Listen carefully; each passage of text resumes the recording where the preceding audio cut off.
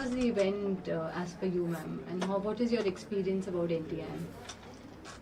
I think any education is one of the most valuable entities in our country. Right. And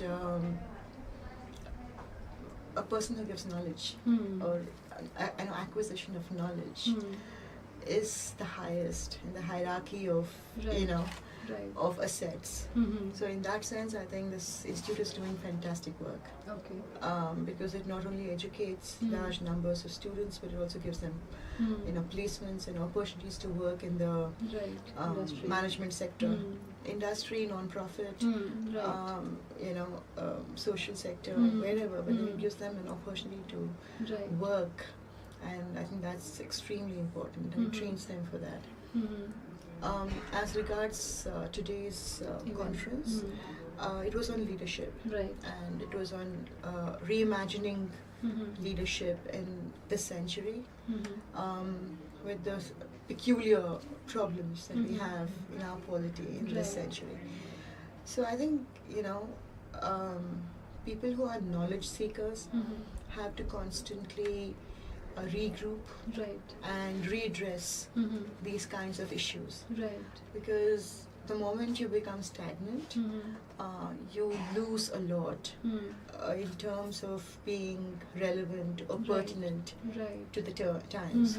So it's extremely crucial and important that people in the knowledge industry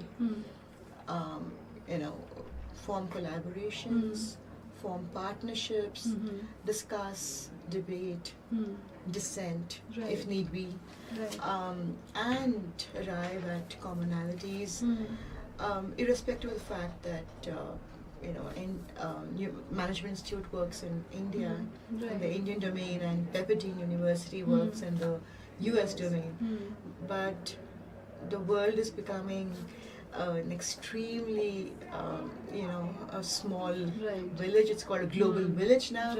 And so I think we have to be very mindful of the fact that social media and the internet has brought all of us much closer. And we have to make the effort to understand each other's societies, each other's societal problems, issues, and find viable means of sustenance, of leadership. And I think it was extremely important to have this session today. All right, ma'am. So, ma'am, what do you think the emerging trends or the future challenges which you can foresee in your domain per se?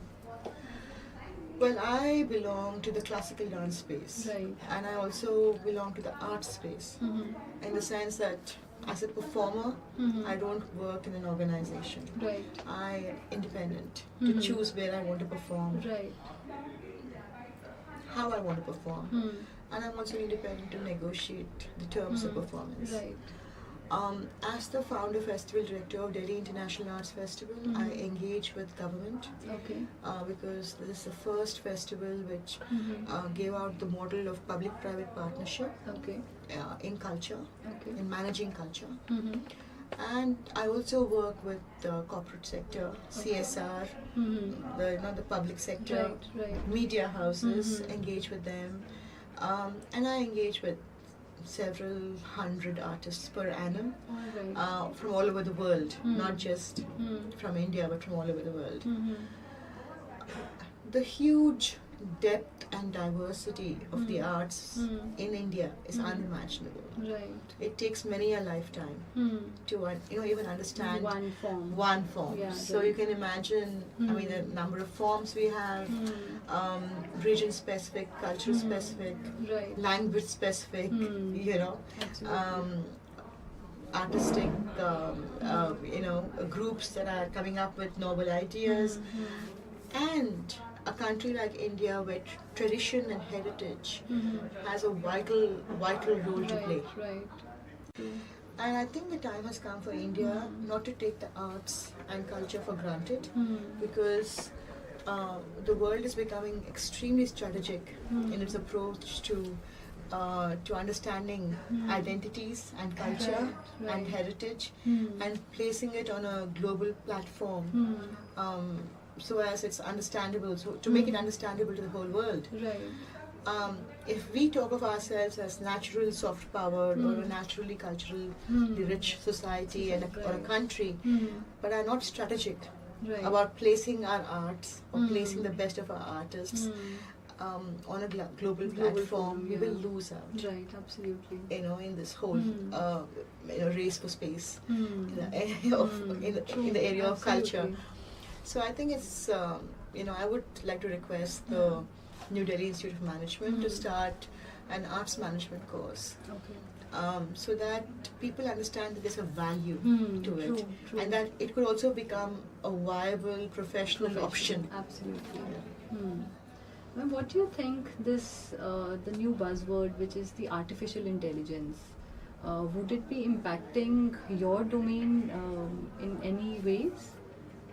See, people are already using social media and the net in extremely creative ways to create fantastic performances, virtual performances, or speed up or edit their own performances and to put it on the YouTube to be able to generate more performances and get publicity and visibility and things like that.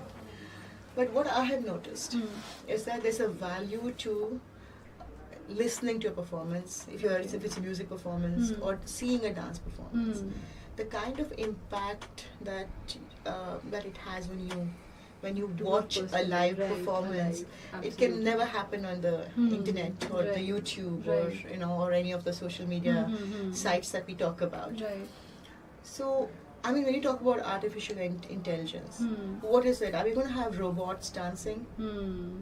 Or are we going to have human beings dancing? Because art is more about emotional intelligence, than just intelligence per se. And it's also about creative intelligence. It's about how creative are you on the spot. How are you able to innovate or invent or reinvent yourself, while performing. And we've always kind of applauded masters, who are spontaneous and who can on the stage, innovate, improvise, and create something different. And we say, wow, when something like that happens. Oh, you cannot. I mean, can a machine do that? No. I mean, you can have jukeboxes. You can have, all those kinds of things where you feed in performances of live artists, and people can listen to it. But can the performance be repeated by robots? I doubt that. I don't think that during my lifetime, I will have robots performing dance, and me watching a performance like that sitting in the audience. True. So, any guidance you would like to give it to the future leaders, leaders in all these sectors in terms of? Well, I think leadership is about being grounded,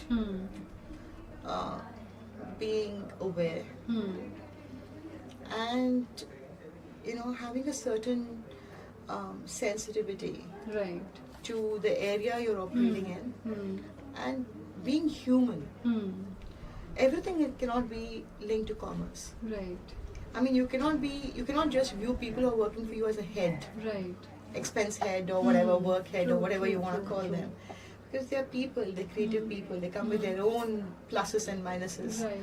So I think when we talk about leadership, first of all, what we have lost is we've lost touch with our own selves, and therefore we lost touch with the external world and with another person.